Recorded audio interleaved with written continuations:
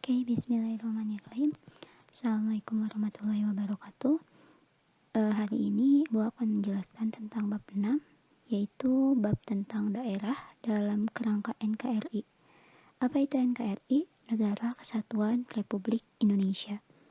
Sering banget yang dengar kata NKRI, harga mati gitu ya. Ini pertemuan yang pertama, minggu depan ada pertemuan yang kedua.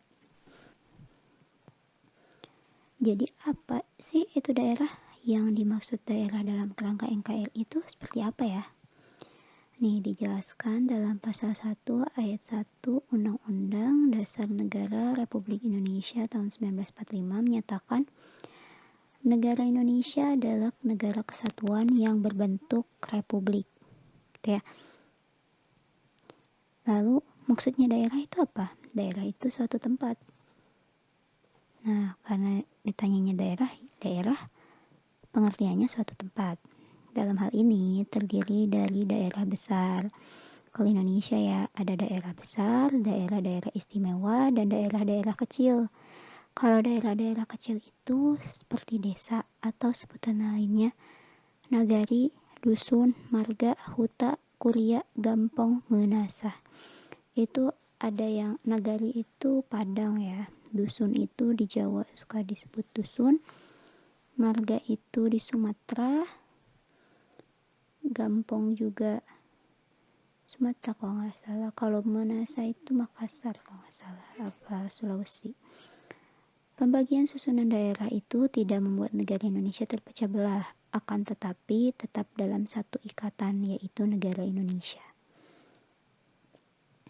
Itu ya, walaupun banyak macam daerah, banyak macam kata-kata yang berbeda, tapi kita tetap satu, Negara Kesatuan Republik Indonesia. Status otonomi khusus atau istimewa. Jadi di Indonesia itu sendiri ada daerah-daerah yang berstatuskan khusus atau istimewa. Yang pertama ada pemerintahan Aceh. Kenapa dia khusus? Karena yang pertama itu karena agamanya. Maksudnya gimana? Mayoritas di sana Aceh itu Islam. Jadi banyak menerapkan hukum-hukum tentang Islam, misalnya hukum cambuk atau misalnya hukum potong tangan, atau diberlakukannya harus memakai jilbab gitu ya. Kedua ada itu tipe daerah khusus ibu kota atau DKI Jakarta. Khusus untuk daerah ibu kota disebutkan namanya DKI Jakarta. Kalau pindah gimana Bu? Nanti ada kebijakan baru lagi mungkin seperti itu. Yang ketiga ada daerah istimewa Yogyakarta. Kenapa dia istimewa? Karena di situ kesultanannya masih aktif. Ya hingga sekarang gitu ya. Jadi makanya dia daerah istimewa. Karena sebelum dari Jakarta juga ibu kota itu sebelumnya ada di Jogja. Pernah di Jogja seperti itu. Lalu ada Provinsi Papua dan Provinsi Papua Barat. Kalau Papua ini mungkin karena daerahnya sangat timur, makanya di situ diberikan otonomi khusus. Kalau Provinsi Papua Barat dulu pernah hampir direbut oleh negara asing, makanya dia diberikan otonomi khusus agar tidak memberontak seperti dulu, ingin merdeka sendiri seperti itu. Nah, ini ada tingkatan-tingkatan daerah dari yang paling terkecil. Yang paling terkecil itu rukun tetangga atau RW. Diketuai oleh ketua RT ya, Bapak RT biasanya. Kedua ada RW, biasanya yang mengetuai ketua RW. Terus ke atas lagi ada desa atau kelurahan. Nah, biasanya yang mengetuai adalah Bapak Lurah. Ke atas lagi ada kecamatan. Biasanya yang mengetuai atau dipimpin oleh Bapak Camat. Atau camat lah. Soalnya ada juga ternyata camat yang perempuan. Camat ya. Ke atas lagi ada kota atau kabupaten. Nah, ini di diketuai atau dipimpin oleh wali kota biasanya atau wali kabupaten itu ya. Misalnya wali kota Bandung. Ya, naik ke atas lagi ada provinsi. Kalau provinsi ini dipimpin oleh gubernur ya. Diingat baik-baik. Pemimpin provinsi adalah gubernur. Gitu ya. Terus ada yang memimpin negara. Siapakah yang memimpin negara? Ya, yang memimpin negara adalah presiden. Itu struktur paling tertinggi pimpinan negara ya, presiden. Nah, ini ada makna proklamasi pada beberapa aspek. Bentar. Itu apa maksudnya? Maksudnya perjuangan menuju negara Kesatuan Republik Indonesia ini, kita bisa muncul, kita bisa memiliki daerah itu karena adanya jasa dari proklamasi ini sendiri. Kalau misalnya kita nggak punya proklamasi ini sendiri, maka hal-hal yang sebelumnya tadi, daerah yang tadi sebelumnya tidak bisa kita capai, tidak bisa kita punya gitu ya.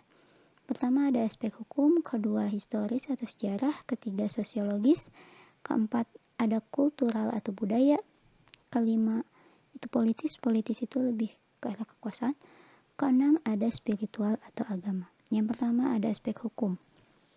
Nah, aspek hukum ini menghapuskan hukum kolonial dan diganti dengan hukum nasional, yaitu lahirnya NKRI.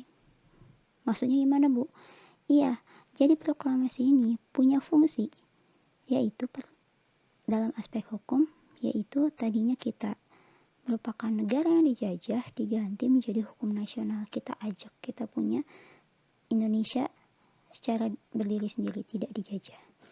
Kedua, sebagai aspek historis, yaitu titik akhir sejarah penjajahan di Indonesia sekaligus titik awal sebagai negara yang merdeka, bebas dari penjajahan bangsa lain, gitu ya.